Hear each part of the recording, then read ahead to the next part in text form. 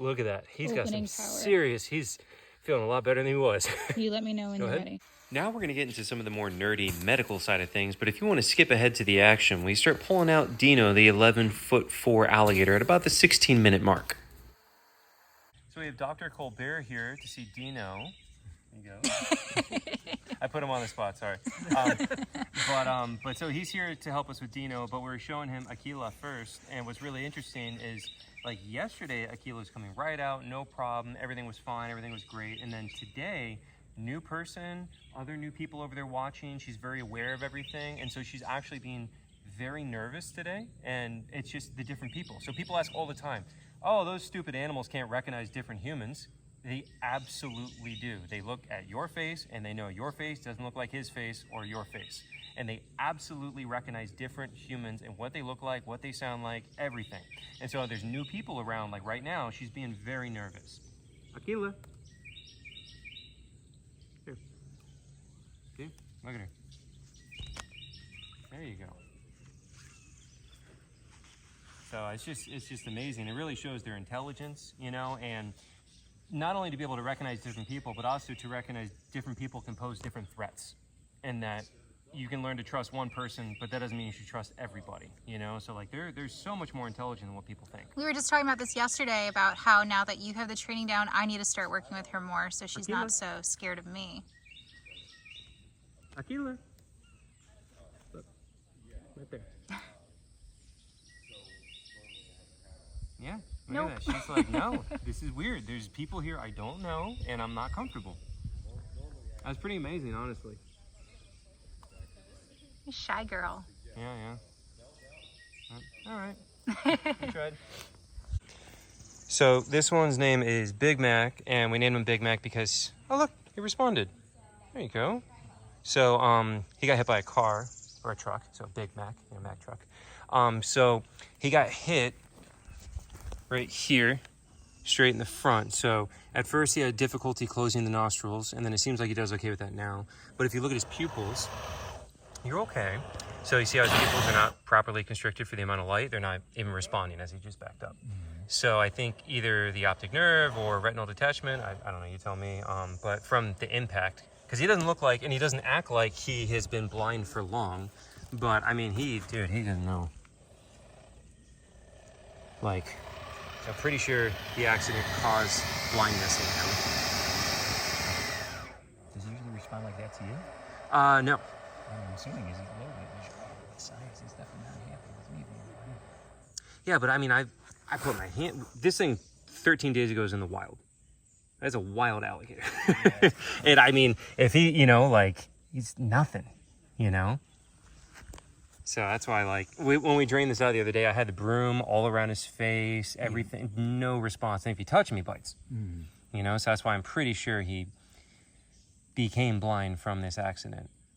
I don't know, obviously, you know, but that's definitely what it seems like.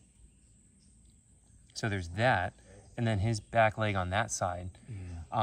That's an old healed injury, though. So that looks like the bone itself got completely snapped, probably from another alligator, and then it's just detached. So you could twist that thing around all the way around the foot. I don't know if you know, come over on this side, you can see it a little bit better.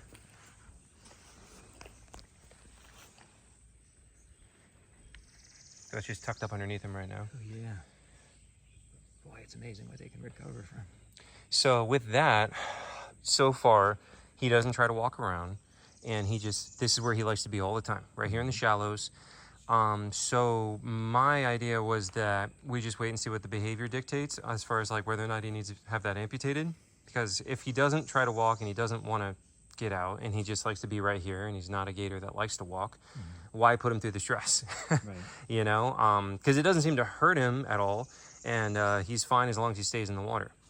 I think it sounds reasonable. Just kind of keep an eye on the distal aspects of it and just make sure you don't see any swelling or any redness or any sores starting to develop and whatnot. It would just make sure that he has, it looks like you have it a depth deep enough to where he doesn't have to put his full pressure, you know, on that either. So for the most part, he stays right here. This goes 6 feet deep over here. Nice. So if he wants to go deep, obviously he can. But I don't know.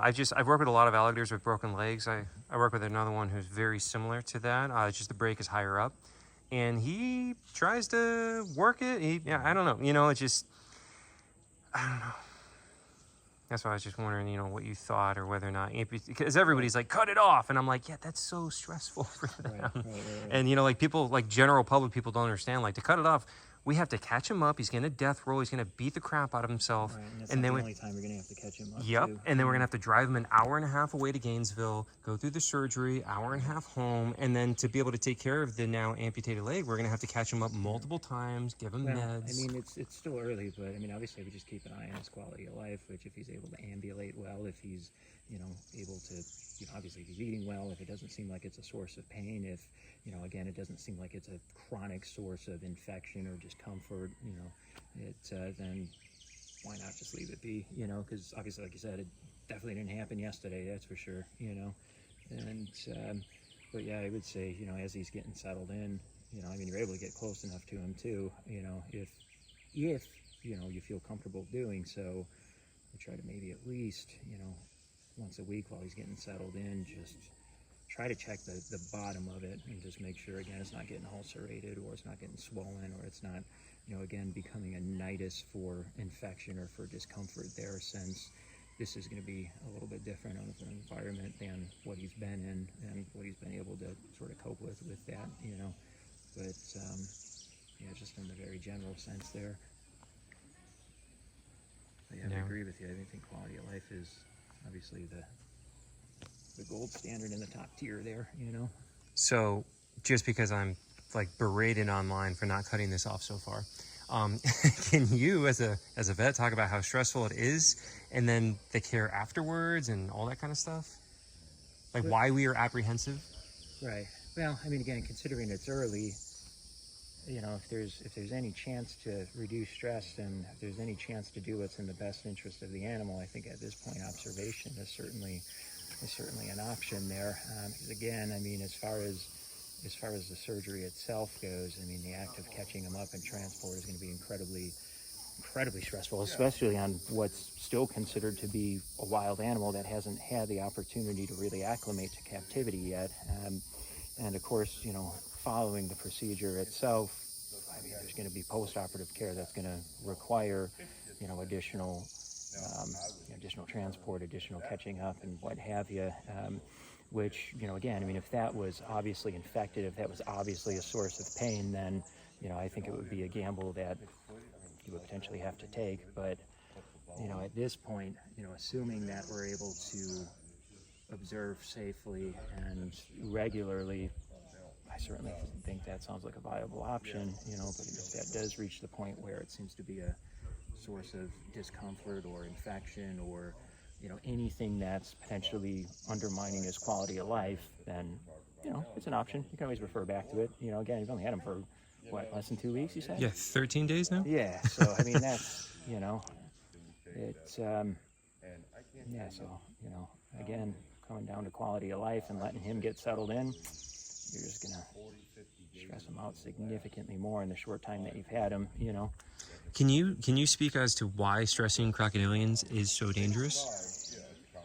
Well, so there's a couple of reasons. I mean, and I think that's compounded even more when you essentially still have a wild animal, something that hasn't been able to acclimate to your presence, that hasn't had the chance to develop a routine yet and whatnot. And I mean, as poikilotherms and as them having such a low metabolic rate, you know, their ability to tolerate endurance and exercise to that of mammals is not nearly on the same level there. So the amount of lactic acid buildup and the amount of byproducts as a result of anaerobic stress just from fighting and from, you know, trying to do what's natural to a wild animal there can, you know, potentially be of quite the detriment to them there, you know. And, you know, again, relating here to, you know, this animal being a relatively new acquisition with what appears to be a very, very chronic problem there, you know, one would think that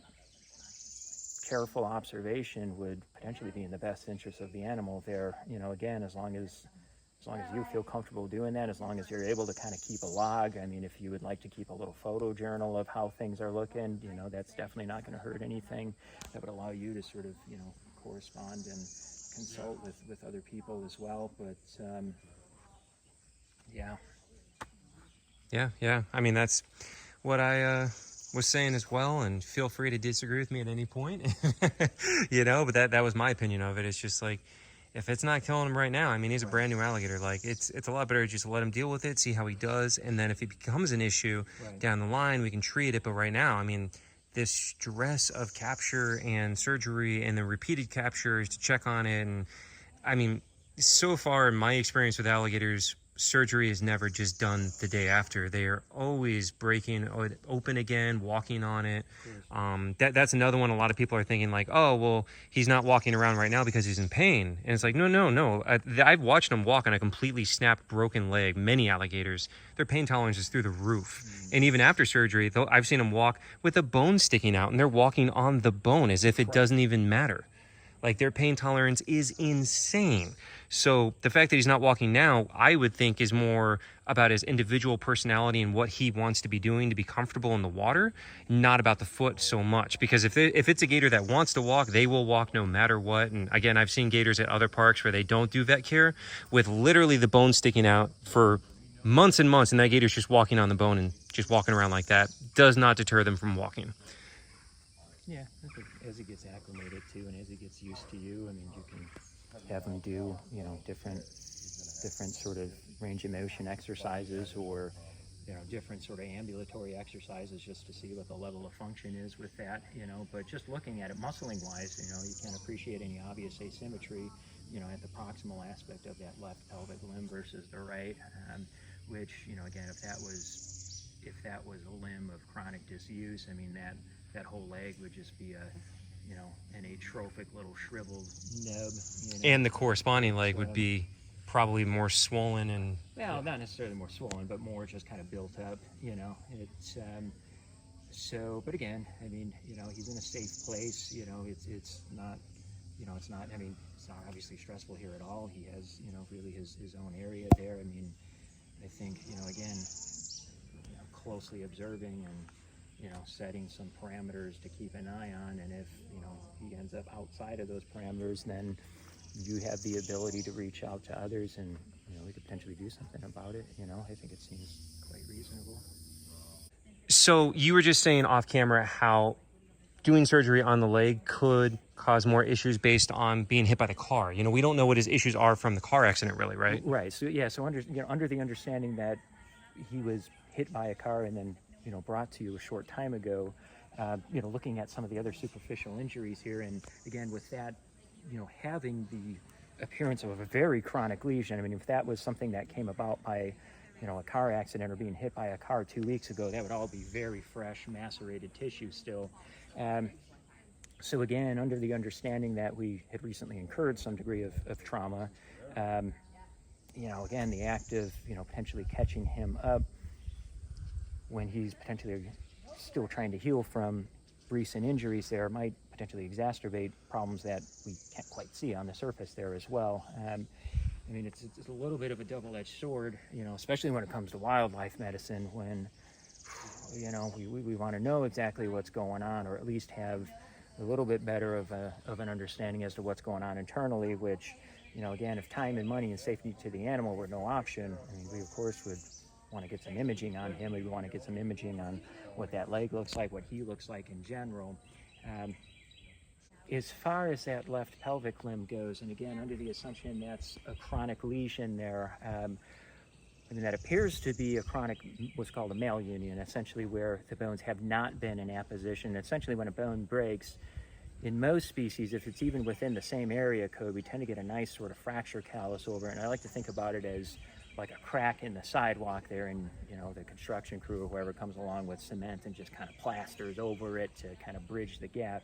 And that's essentially what the body does with calcium and some other minerals there. But when it's in such a high motion area, meaning that anytime he steps, there's going to be movement there. Well, sometimes those bones don't get the chance to actually fuse together. Now, that doesn't necessarily mean that it's a bad thing. the body finds other ways to cope with it. But what that does mean is just trying to set two bones that have already had the chance to heal but have sort of passed that time.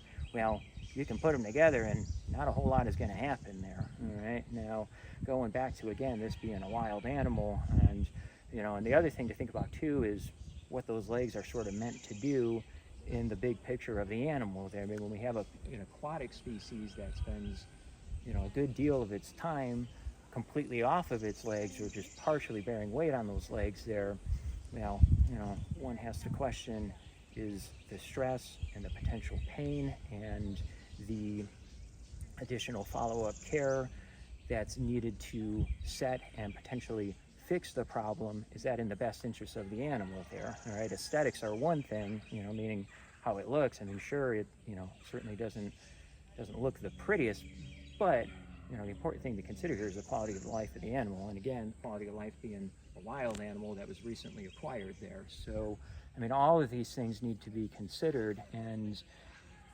there's never, especially in medicine and many other situations, there's never just one answer for a problem. We always have to look at the intermediaries as well, and we always have to look at sort of the in-between of things as well, which rushing into a situation is never quite a good idea there, especially if we're now in a controlled situation where we can observe and take our time and potentially work out a plan for what's in the best interest of the animal there. But again, that's just my opinion.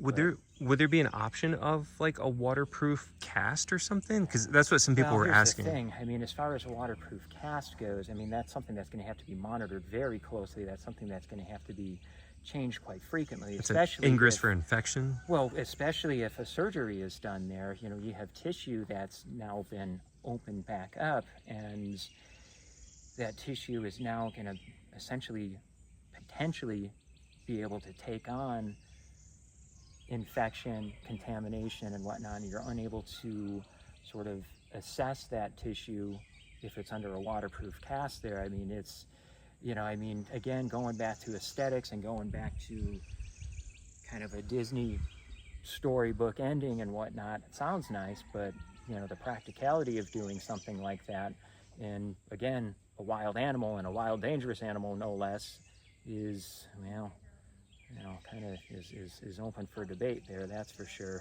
And again, when we're dealing with what appears to be a chronic healed lesion, one could argue that that's potentially not in the best interest of the animal there.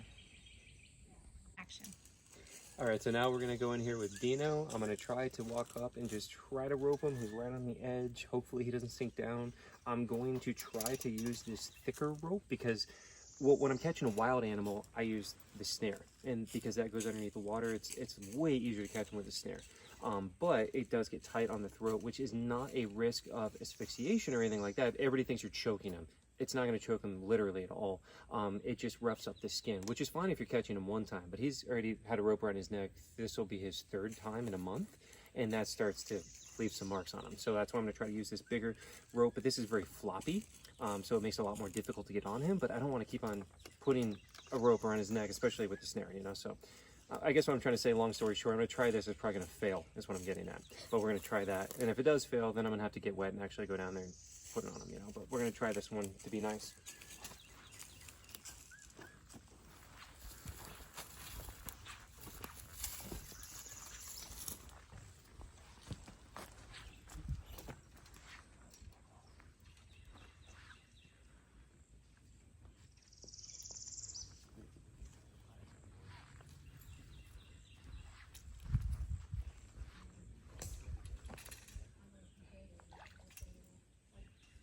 Nope. That was a big fail with that rope. I knew that was going to happen.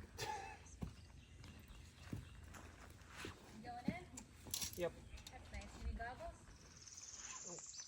I don't think so. I hope not. That's what I get for trying to be nice with the soft rope. So this is new that he's backing up. The last couple times If we had used the snare, put him right there.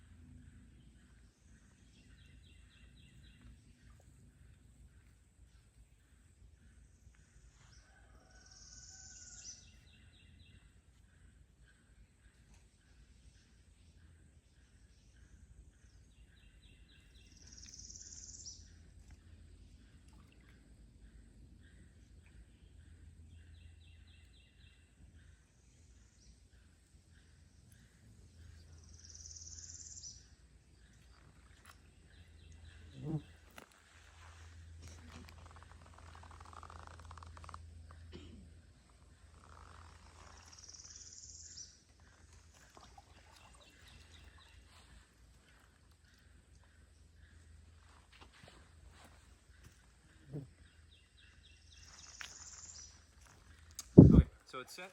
So do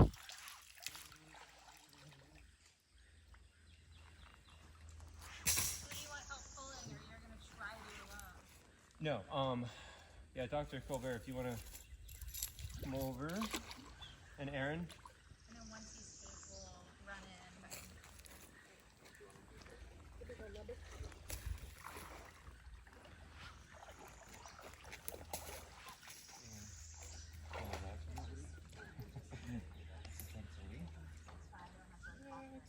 And we're just going to try to go straight back right here.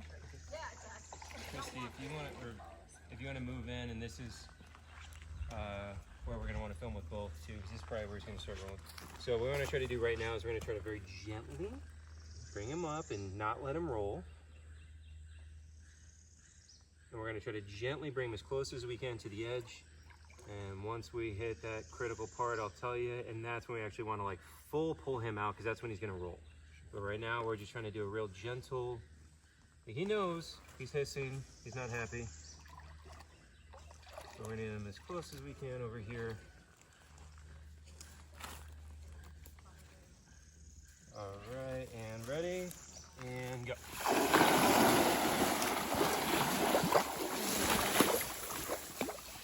All right, you guys keep that taut.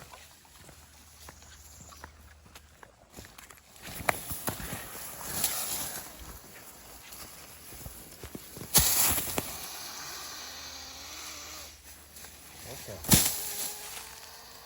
It's okay. It's okay. It's all right, buddy. Okay, you can let slack on that. I would keep holding it just in case, but you can let slack.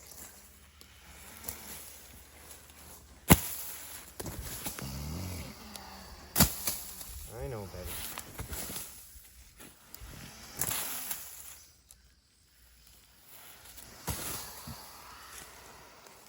I know, I'm sorry.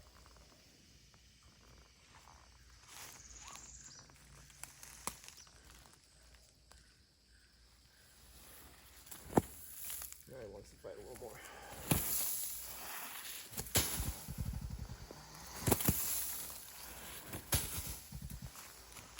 It's okay. He still wants to roll. You see him twisting? Yeah. Okay.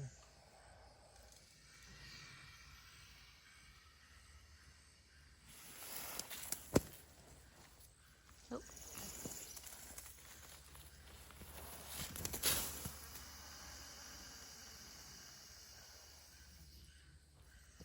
That's it? Yep. All right. Ready? Wait a sec. I'll tell you. Do you want Kara syrup now? Should we do that after the Karo? Either. I mean, I have it ready, so whatever He you still want. wants to go a little bit. It's okay.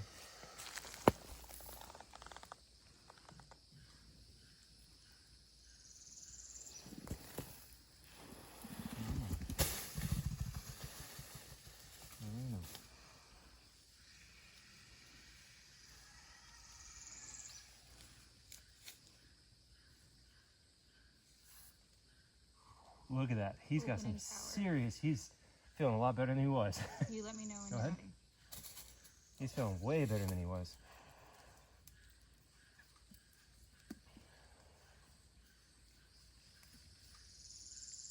More?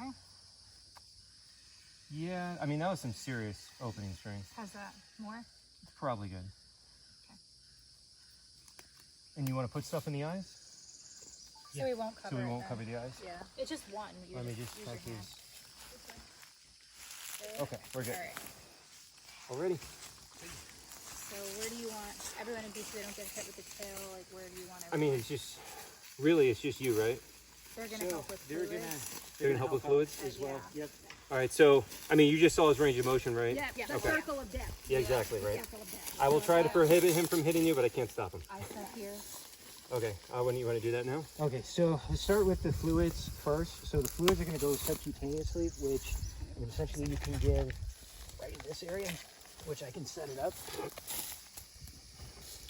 Do it there.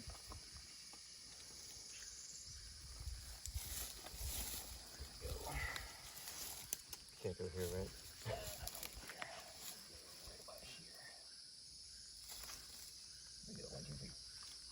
Alright, let's let it rip. You want to maybe put a hand right about there just to kind of keep that Okay. going. And then let gravity kind of work with us. It's going pretty good after. Alright, you'll see a nice little fluid bubble start to build up on here. Oh yeah, you can see that already. Yeah, and then we should have a good amount of space there. If we don't, we can switch to his left side. And while this is going, yeah, so Dr. Hughes did say that she saw what looks to be healthy granulation tissue under there. I might just take another look before. Yeah, it sounds good. You can just squeeze a little bit as well. Would you be okay if I kind of went behind you there?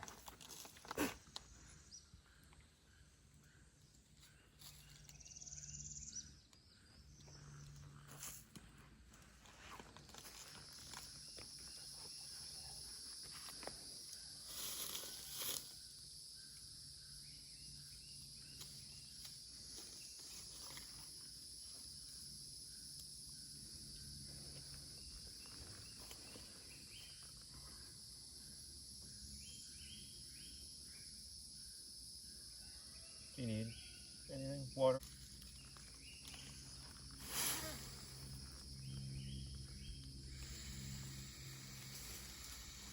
Actually, if you guys have a little bit of fresh water, it can kind of dump over the top I'm of gonna it. get your water. Or the jug? Yeah.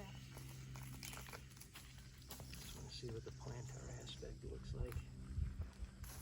These are quite sensitive on that. You wanna just dump Yeah, it? and it's, dump yeah, it. you just dump it and then fill get it that up with water. It should be fine. My water bottle. And here I was gonna drink out of wood that. tree here. We get a lot of barking tree frogs. Oh, really? Yeah. Nice. And gopher frogs. Really? Yeah. That's another life. serious That's another population. life. Well, if you want to stay till it gets dark, you can see them.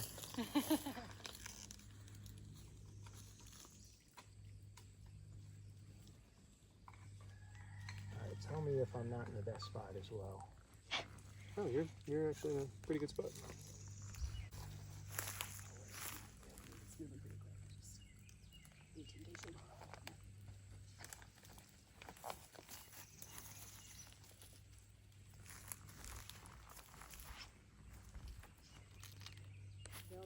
Yep.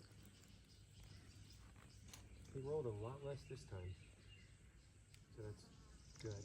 But his opening power was way stronger. It's So he's feeling feeling he's healthy. definitely Too feeling bad. better. Yeah, I was gonna say if he gets up to full power, we're gonna have to snare those. Yeah, I won't be able to do it by hand. it's a big year. How does his foot look compared to when he first came in? About the same. I mean, it was a little more red and fresh, so it's kind of hard to tell. So when it first saw him, it was like bluish though. Have you noticed him bearing weight on it at all?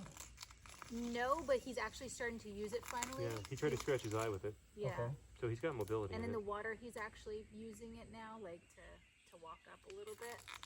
Okay, when we go to release him, well, he's pretty placid right now. We just do everything first, but before we release him, I want to take a better look at it and just kind of mess with it a little bit. It actually doesn't look as bad as I thought it was gonna. In the photos, I thought it was a I think necrotic it's a mess, little man.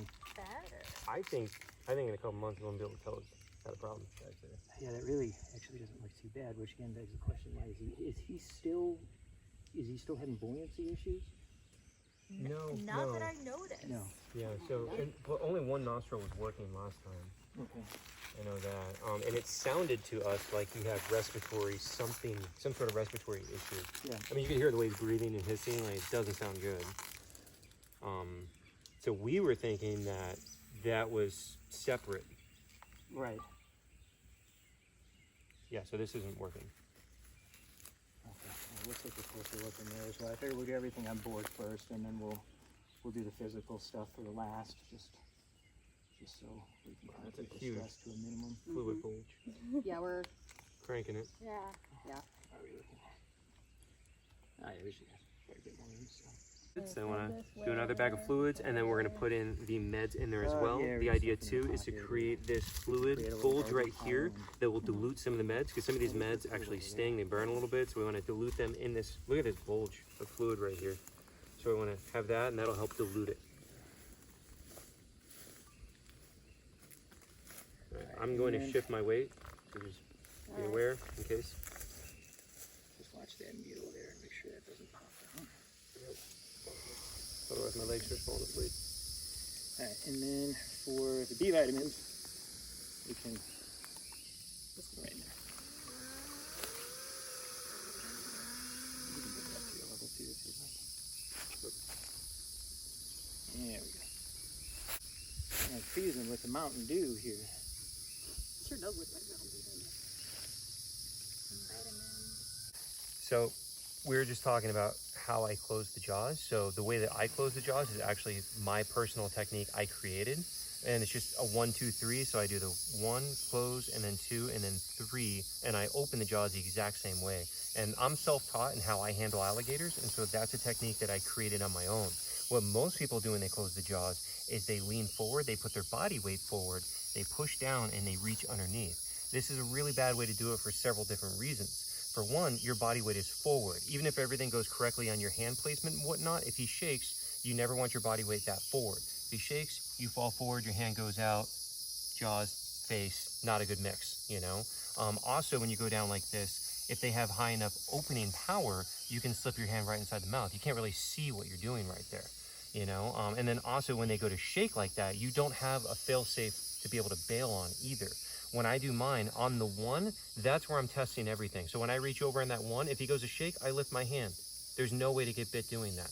I'm also able to visually see what I'm doing, closing it between the 2 hands, and I can see exactly what I'm doing. If anything goes wrong at any point, my center of gravity is back. I'm able to just lift my hand back up, and I just lean back, and it's fine. And I've had plenty of them do that, and they pop right up at your face, and you're fine.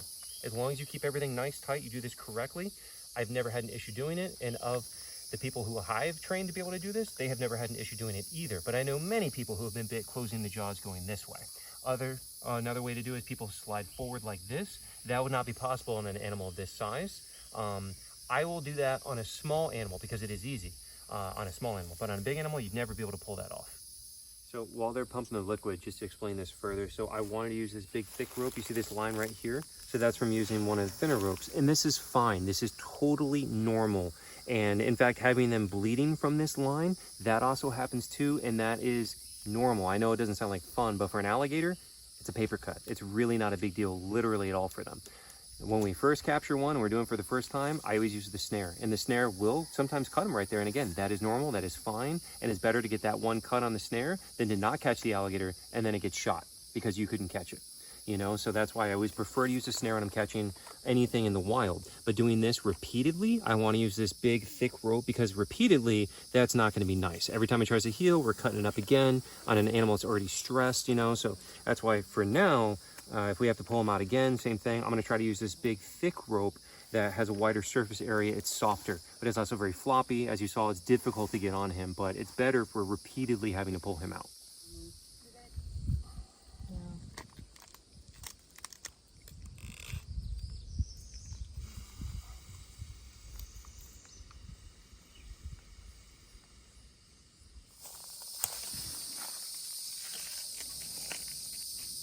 So as far as the IM injections go, so I try to aim for like the triceps muscle or the biceps muscle. You want to go between the scales as well. And let me do the amikation first. That is by far the most important one. Did you want the 18 on it or just when scales start clicking? So you wouldn't just put that into the line? No, so this is going to go IM rather than sub-Q. These other ones are going to go IM as well. So when you give this, and again, I mean, if you're going to be using a pole, it is what it is, you know, but the bevel's going to go upwards, a little slant on the needle, it's going to face upwards, and just get ready with him. I don't quite know how he's going to respond, but... I'm going to set this down? Yep. Okay. And try to go in between the scales, and then just a quick poke in.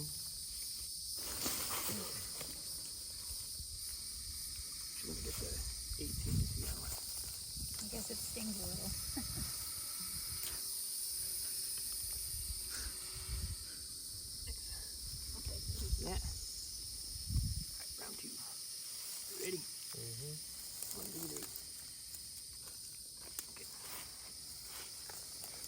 switched 18 for all of them. Thank you. These ones shouldn't really sting that much at all, but let me just go to the other arm so we're not making things too.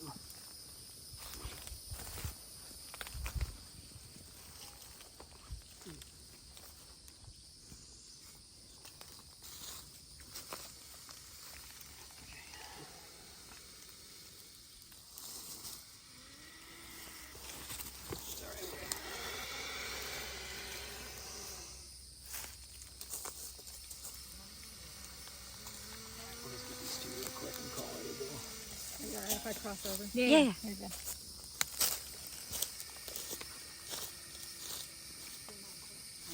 I am. I'm watching. Okay, here we go. You ready? Not trying to tell you. No, I appreciate it. You got more experience than I do, so. It's okay. All right, last one.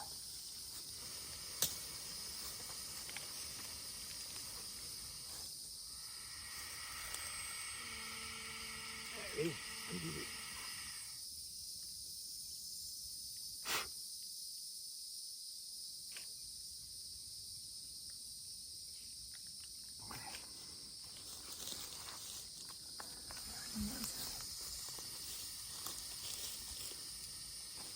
Alright, so I'm going to take a quick look at his foot and his front end, and then we can just call it a day with him. What does he seem to be more reactive to, the front end or the back end? Back end. Okay, let me look at his front end first. And then do you have the ciprofloxacin?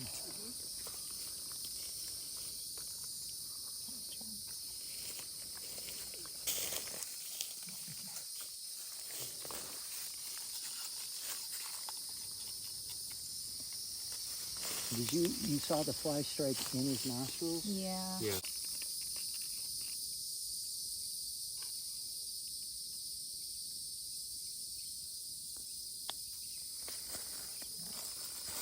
For his eyes. So this one has an eye. I don't think that one has anything. I guess we'll just kind of put a little bit on top. And You want to try to open it? Yeah. He'll open it eventually. Some stuff will work, and then you can. You say if try I this shift my one. weight around, he might open his eyes. Yeah. Okay.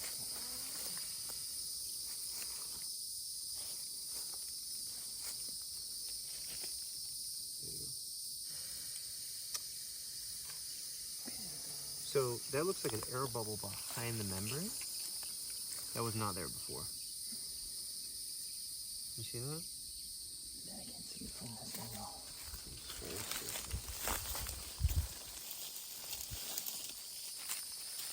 Yeah, see that right there? Oh. That wasn't there before. Oh, interesting.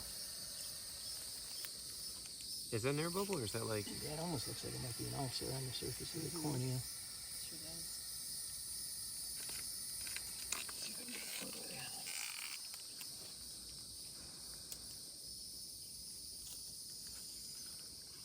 It looks like it's on the nictitating membrane to me.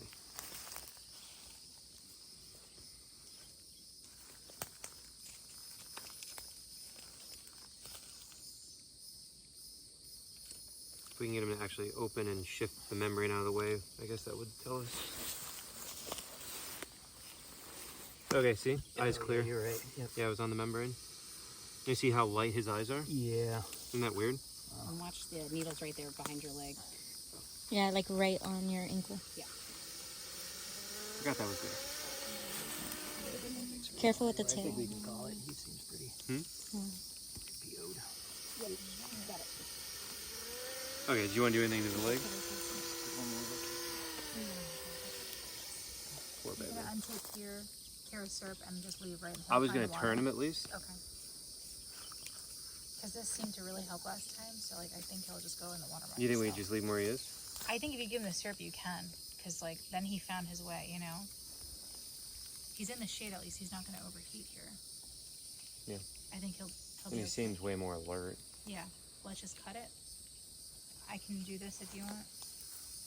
I'm going to give him a little toe pinch. Okay. You okay with that? Yeah, I'll just drop the whole carefully. Hold it over. Drop it in the bag.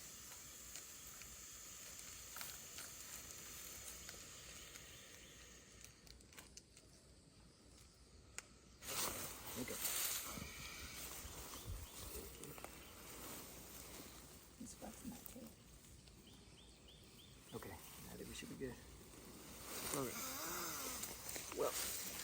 nice to move. Taking you for a ride. Yeah, I'm gonna get that one.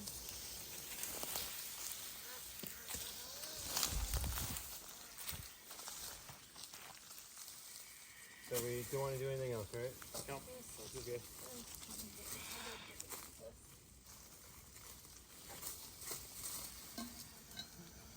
Do you think we don't need to turn them? No, I think it'll be fine.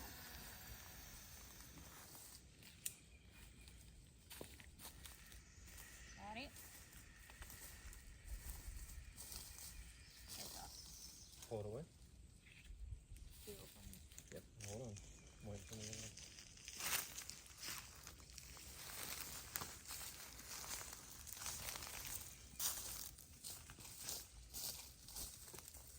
Bill. Come on. That was 20. I don't know what. So even that will help. All right, we'll treat for the road.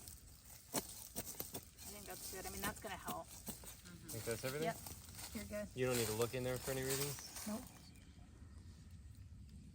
Dr. Hughes like went all up in there. I think we're all right.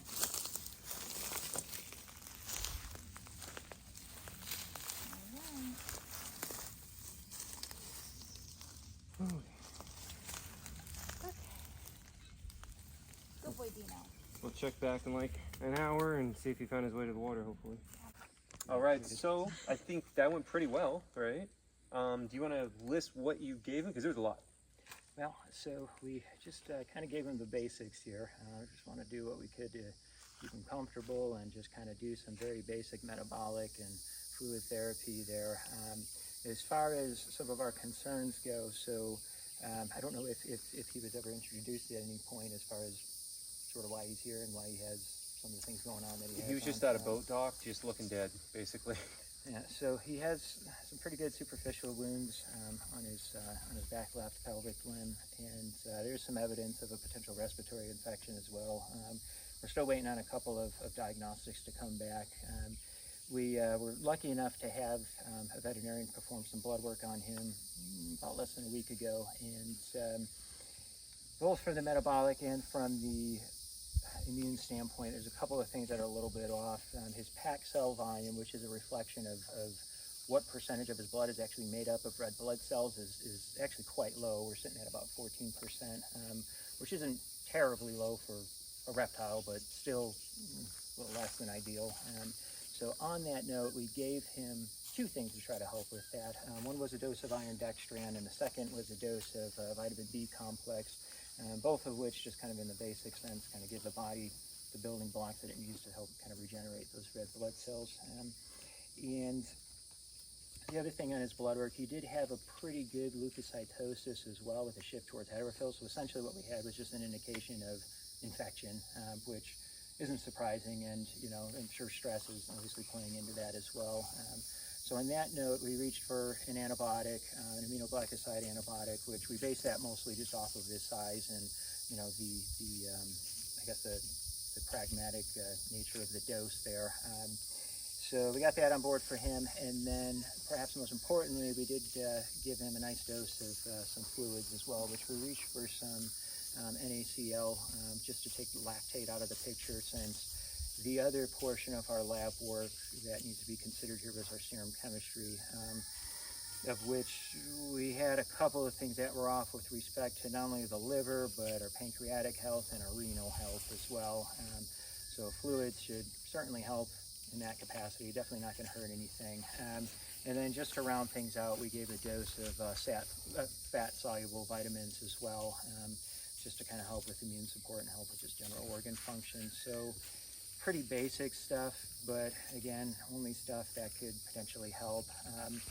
So we'll have to see what the future brings, and just kind of try our best there. Yeah. Well, thank you so much, everybody. Go team. Go team. yeah. Thank you guys so much for coming out and helping us out with him, and hopefully, he can make a full recovery. Yeah, believe it or not, it's not easy to find veterinarians to come out and work on your 12-foot alligator. Like, you would think that would be so much easier. Gabby's referencing the many, many, many comments we got. Why don't you just call a vet out? because there are very There's few like vets. 5 that work on alligators. Yeah, there's very few vets that have any experience with crocodilians and actually know what they're doing. So it's very difficult to get someone knowledgeable out here that can actually help. All right, so after the gator and everything, we're all wrapped up with that. So now we're actually at Publix doing produce pickup. So all the produce donations for everybody. So we got a ton of stuff here. Oh man, hopefully I don't rip my bag.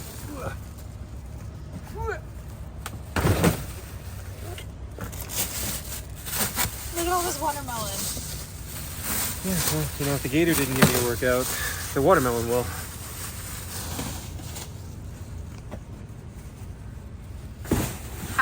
How would I do this without you? It would not.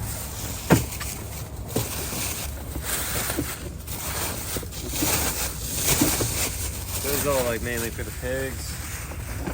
I'm gonna give some Tortoises. to the tortoises too. The coatis like big pieces.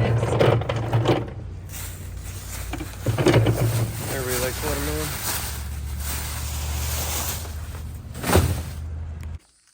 All right, we just got home from doing the produce pickup. We came to check on Dino. He's still sitting in the exact same spot. So we're gonna try to give him some more of the Caro syrup, and depending how he acts, maybe I'll try to get him to move towards the water.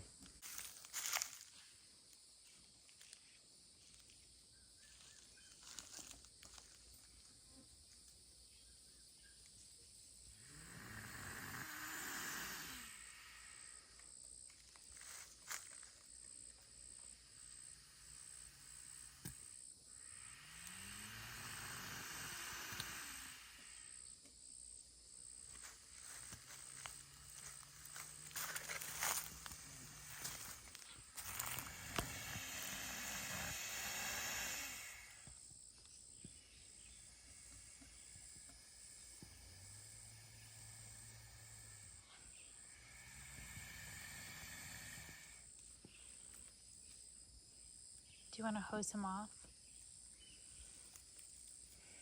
Well, I mean, if I'm gonna get him into the water, Is that what you're gonna do? I don't know. He went in on his own last time after, but let's just hose him off to keep him cool. I think it's gonna be more stressful to move him. At least he's not being attacked by flies, right? Yeah, and he's responsive. He hissed as soon as we walked up. I'm gonna go get the hose. All right, so we're giving some water to Dino, cool him off a little bit. As soon as I started spraying him, he started to turn around a little bit. I think he's fine. I don't think he's in a bad spot right now, like he was after the last vet visit. So I think he's okay. He hissed as soon as he heard me, so I mean, that's all good stuff, honestly. So I'm not going to try to physically move him. I think he will move when he's ready on his own. Obviously, I'll be checking on him again in a couple hours and again after that, just to make sure. But for right now, just putting some water on him, cooling him off. I think he'll go in the water on his own when he's ready. All right, piggies. Can you sit? Can you sit, Petunia? Oh, good sitting, Petunia. Can you sit, Daisy? Good girl, Daisy. Can you sit, Julie? Good girl, Julie. These good piggies. Oh, these good piggies. Petunia, sit. Sit. Good sitting. Daisy, sit. Good girl, Daisy. Oh, look at Julie sitting. Good girl, Julie. Good piggies. Oh, you guys are so smart. You guys are so smart. Yeah. Those are so smart. These smart pigs. Oh, these smart pigs.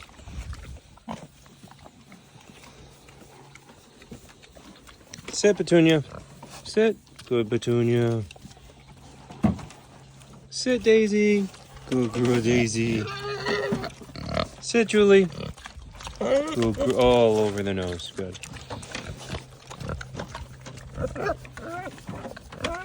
These good piggies. Guys are so smart. You're so smart. You said Nilla? I did. I didn't get it on camera fast enough.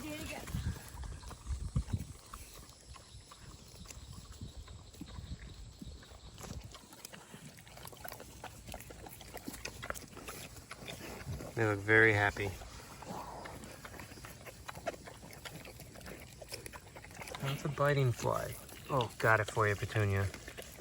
There you go. I got you.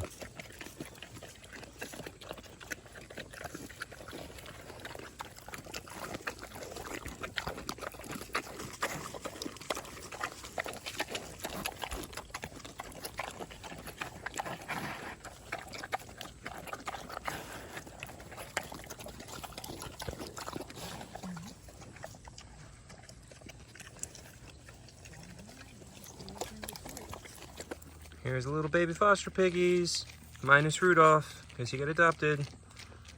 Which, again, everybody's open for adoption. If you want to adopt one of the baby foster pigs, you can reach out to Eastern Snouts and adopt one of these guys. They're very cute. And they all need homes.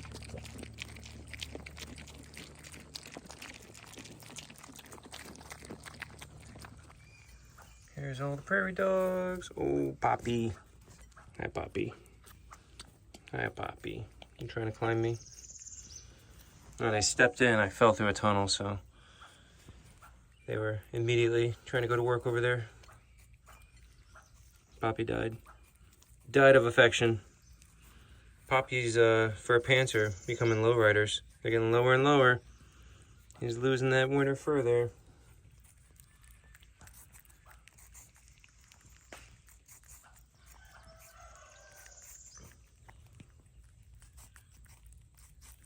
Look how cute everybody is.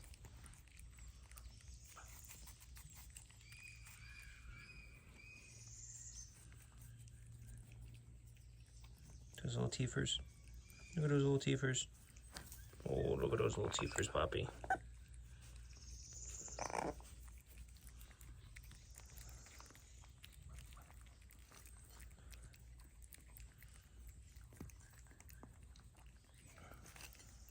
Hi, Jelly Bean.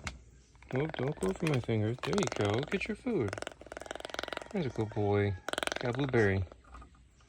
Got your blueberry. Yeah. He's got blueberries and grapes and strawberry and apple and cantaloupe. I appreciate when you don't stab me. Yeah.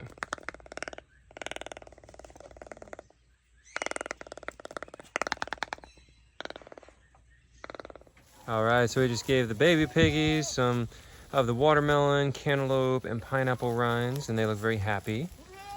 The goats, the big pigs and goats are next, but right now the babies are enjoying. They look very happy.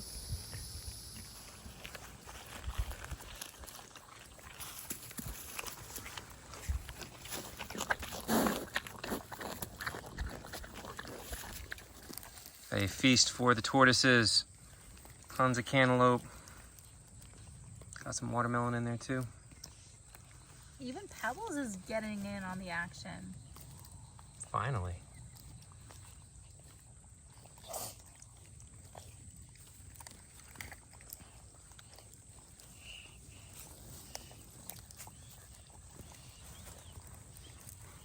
That might be the first time I've seen Pebbles eat.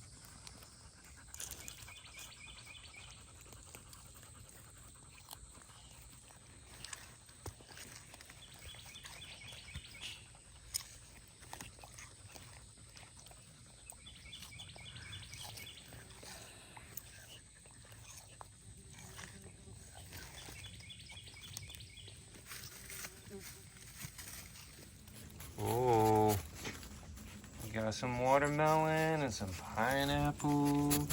Got some good stuff. Go down there. Get off me. Thank you for that. Just all over. Oh my god, that face.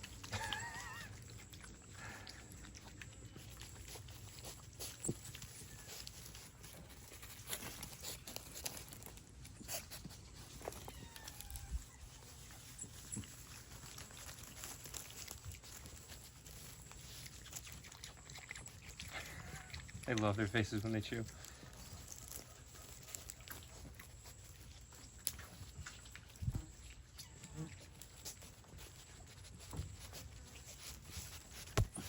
Making sure Lily over here is getting some.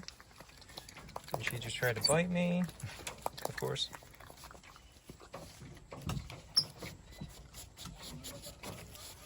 The emu's in the back of the buffet car. Like, oh yeah, don't mind if I do. They like the watermelon. See that? Want this? Yeah. You guys love the watermelon.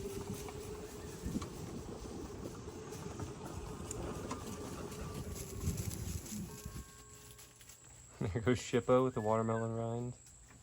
Hazel's back behind him, yeah. Shippo's fighting his watermelon rind. Oh, and Hazel's gonna steal it.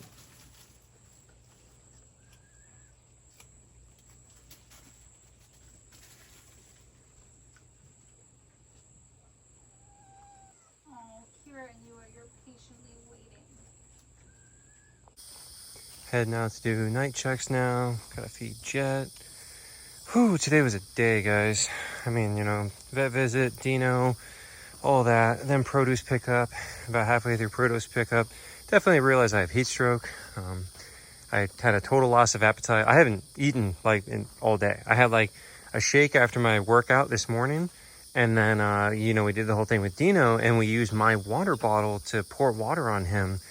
Normally, I'm chugging water all day with that water bottle, but because we used it on him, I didn't really drink anything. Definitely got heat stroke, feeling sick, total loss of appetite, clammy, all that fun stuff. So, oh man, I'm ready for the day to be over, but still gotta feed Jet, gotta feed Asami. She's actually inside, so we're not gonna show her. I gotta go check on Dino, but let's give Jet his food. Here we go, Jet. Here, got some rabbit. He's got ground rabbit, and he's got some peach and some pepper in there.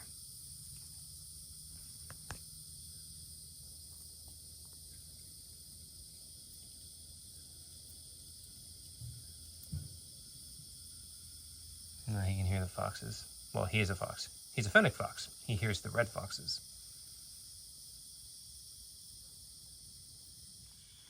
Alright, so Dino is still on land, but look at him.